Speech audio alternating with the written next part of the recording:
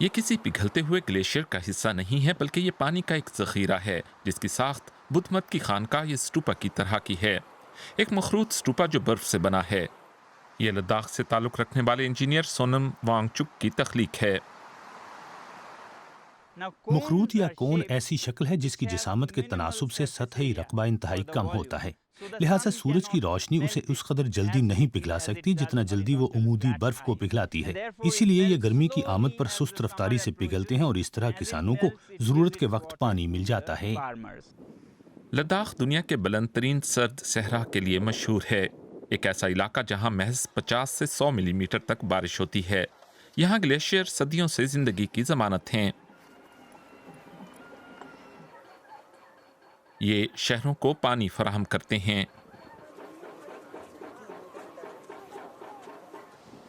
اور کسانوں کو بھی، لیکن موسمیاتی تبدیلیوں کے سبب گزشتہ 50 برسوں کے دوران قریب 20% گلیشیئرز ختم ہو چکے ہیں۔ یہ گلیشیئرز گرمی میں پگھلتے ہیں، مگر پھر بھی بعض مہینوں میں پانی کی کمی ہوتی ہے۔ بہت سے لوگ یہ نہیں سمجھ سکتے کہ کسانوں کے لیے پانی کا مسئلہ صرف بہار کے موسم میں ہوتا ہے، یعنی اپریل اور مئی میں۔ یہ وہ وقت ہوتا ہے جب انہیں پانی درکار ہوتا ہے اور اس وقت تک گلیشیئر اس قدر گرم نہیں ہوتے کہ وہ پگھلنا شروع کر دیں۔ لکڑی کا بنا یہ چبوترا برف کے اسٹوپا کے ڈھانچے کا کام دیتا ہے۔ سردی کے موسم میں پہاڑوں پر بہت کم مقدار میں دستیاب پانی کو زیر زمین پائپوں کے ذریعے زیریں علاقوں تک پہنچایا جاتا ہے۔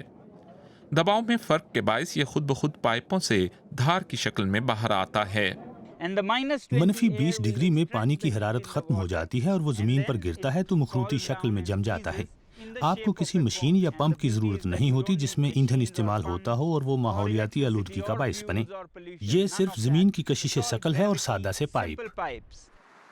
یہ موسم گرما ہے اور یہ اسٹوپا 5 ماہ پرانا ہے، جو ایک قریبی گاؤں کے باسیوں نے بنایا تھا۔ ابتدا میں اس میں 15 ملین لیٹر پانی موجود تھا۔ روزانہ قریب 50,000 لیٹر پانی اس سے ملتا ہے۔ اس برفانی اسٹوپا سے ملنے والے پانی کے ذریعے وادی میں موجود افراد کو اپنی فصلوں کی بروقت آبیاری کا موقع ملتا ہے۔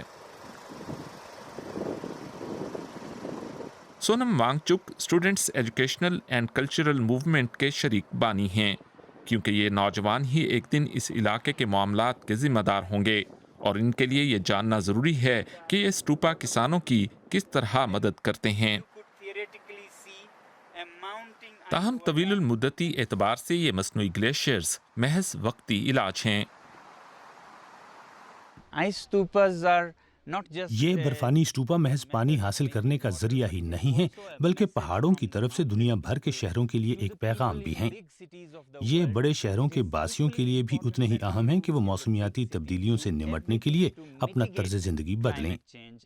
لہٰذا میرا پیغام یہ ہے کہ بڑے شہروں کے لوگ برائے مہربانی سادگی اختیار کریں تاکہ ہم پہاڑوں میں رہنے والے بھی زندہ رہ سکیں۔ اس وقت اس علاقے میں کل 25 برفانی اسٹوپا موجود ہیں۔ انہیں بنانے کے لیے محض ایک تخیلاتی قدم کی ضرورت تھی، مگر جس چیز کی ہم سب کو ضرورت ہے وہ ہے عالمی سطح پر اس بارے میں تدابیر اختیار کرنا۔